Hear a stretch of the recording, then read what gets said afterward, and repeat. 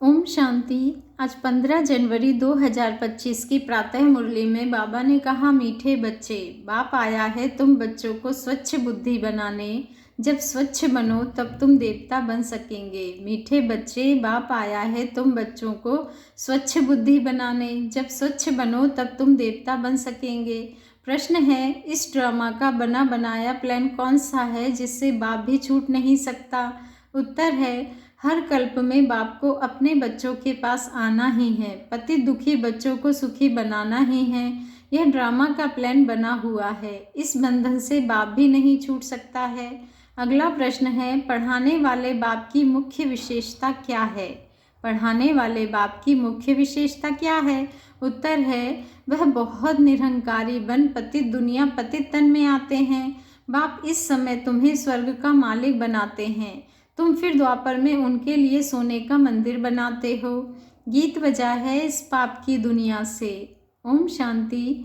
मीठे मीठे रूहानी बच्चों ने यह गीत सुना कि दो दुनिया है, एक पाप की दुनिया, एक पुण्य की दुनिया, दुख की दुनिया और सुख की दुनिया।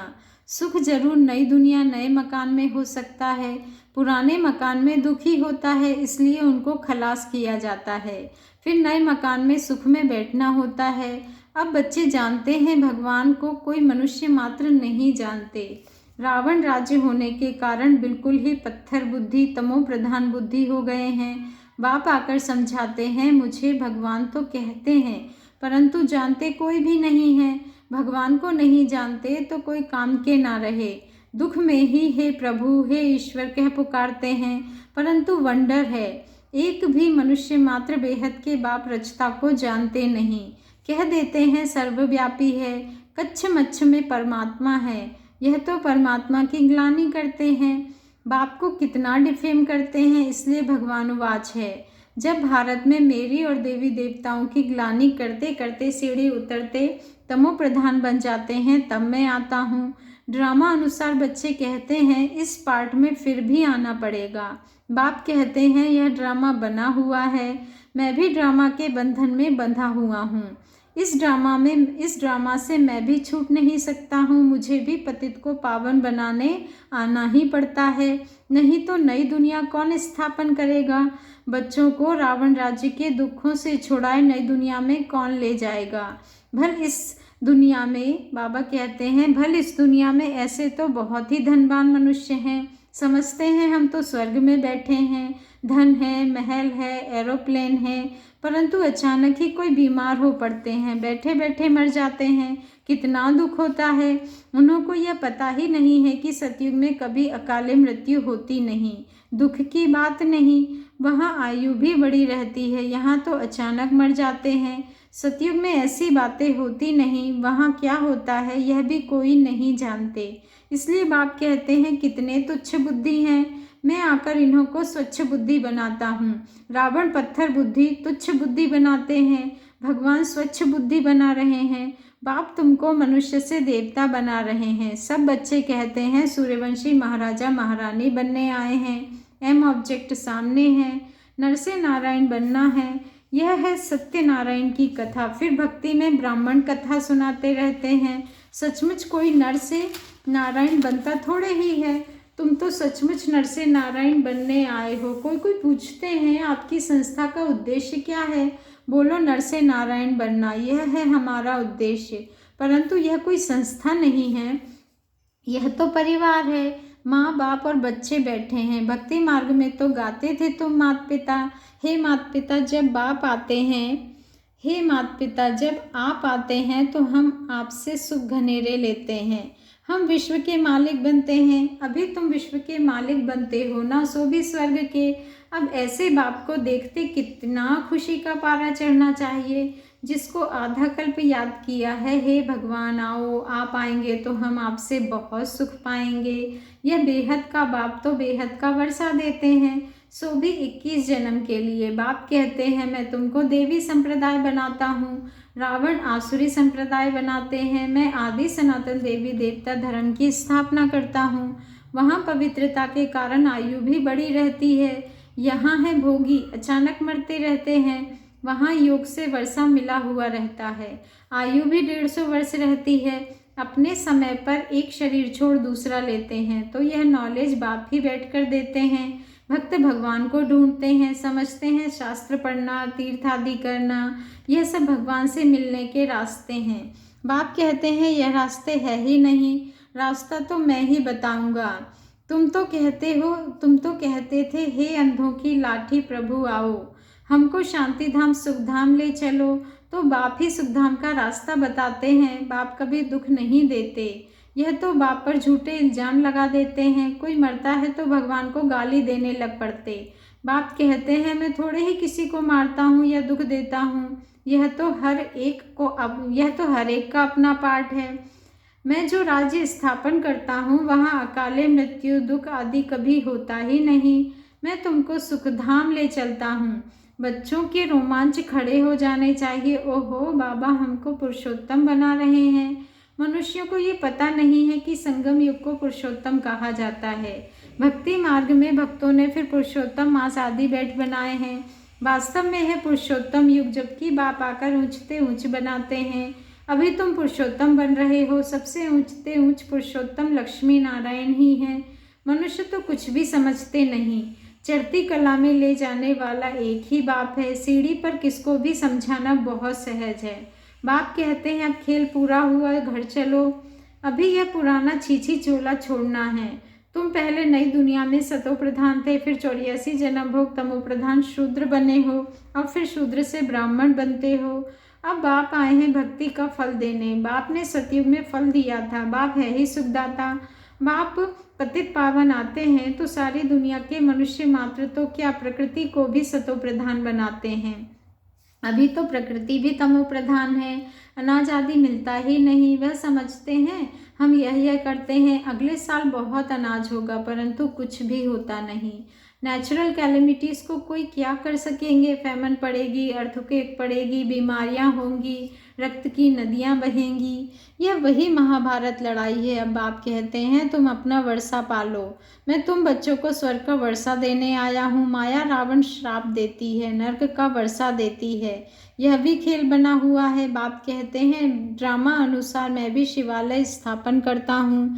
यह भारत शिवालय था, अभी वैश्यालय है। विषय सागर में गोता खाते रहते हैं। अभी तुम बच्चे जानते हो बाबा हमको शिवालय में ले जाते हैं, तो यह खुशी रहनी चाहिए ना। हमको बेहद का भगवान पढ़ा रहे हैं। बाप कहते हैं मैं तुमको विश्व का मालिक बनाता हूँ। भारतवासी अपने धर्म को ही नहीं जानते हैं। हमारी बिरादरी तो बड़े ते बड़ी है, जिससे और बिरादरियाँ निकलती हैं। आदि सनातन कौन सा धर्म, कौन सी बिरादरी थी, यह समझते नहीं हैं। आदि सनातन देवी देवता धर्म वालों की बिरादरी, फिर सेकंड नंबर में चंद्रवंशी बिरादरी, फिर इस्लामी वंश की बिरादरी।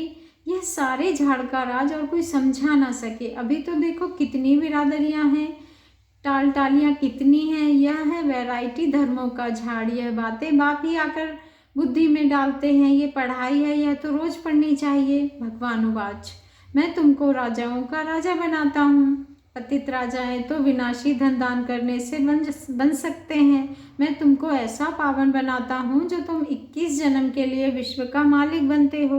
वहाँ कभी अकाले मृत्यु होती नहीं, अपने टाइम पर शरीर छोड़ते हैं। तुम बच्चों को ड्रामा का राज भी बाप ने समझाया है। वह बाइस्कोप ड्रामा आदि निकले हैं तो इस पर समझाने में भी सहज होता है। आजकल तो बहुत ड्रामा आदि बनाते हैं। मनुष्यों को बहुत शौक हो गया है। बाबा कहते हैं वह सब है हद के और यह है बेहद का ड्रामा। इस समय माया का पाप बहुत है। मनुष्य समझते हैं अभी तो स्वर्ग बन गया है, आगे थोड़े ही इतनी बड़ी बिल्डिंग्स आदि थी। तो कितना अपोजिशन है। भगवान स्वर्ग रचते हैं तो माया भी अपना स्वर्ग दिखाती है। यह है सब माया का पाप, इसका फॉल होना है। कितनी ज़बरदस्त माया है, तुमको उनसे मुंह मोड़ना है। बाप है ही गरीब निवाज। साहूकारों के लिए स्वर्ग है, गरीब बेचारे नर्क में हैं। तो अब नर्कवासियों को स्वर्गवासी बनाना है। गरीबी वर्षा लेंगे। साहूकार तो समझते हैं हम स्वर्ग में बैठे हैं, स्वर्ग नर्क यहाँ ही है। इन सब बातों को अब तुम समझते हो। भारत कितना भिखारी बन गया है, भारत ही कितना साहूकार था। एक ही आदि सनातन धर्म था। अभी भी कितनी पुरानी चीज़ें निकालते रहते हैं। कहते हैं इतने वर्षों की पुरानी चीज़ है, हड्डियाँ निकालते हैं। कहते हैं इतने लाखों वर्ष की है। अब लाखों वर्ष की हड्डियाँ फिर कहाँ से निकल सकती, उनका फिर दाम भी कितना रखते हैं। बाप समझाते हैं, मैं आकर सबकी सद्गति करता हूँ, इनमें प्रवेश कर आता हूँ। यह ब्रह्मा साकारी है, यही फिर सूक्ष्म तनवासी फरिश्ता बनते हैं। वह अव्यक्त, यह व्यक्त। बाप कहते हैं, मैं बहुत जन्मों के अंत के भी अंत में आता हूँ। जो नंबर 1 पावन, वह फिर नंबर 1 पतित। मैं इनमें आता हूँ क्योंकि इनको ही फिर नंबर 1 पावन बनना है। यह अपने को कहाँ कहते हैं कि मैं भगवान हूँ, फलाना हूँ। बाप भी समझते हैं, मैं इस तन में प्रवेश कर इन द्वारा सबको सतो प्रधान बनाता हूँ। अब आप बच्चों को समझाते हैं, तुम अशरीरी आए थे, फिर 84 जन्म ले पाठ बजाया, अब वापिस जाना है।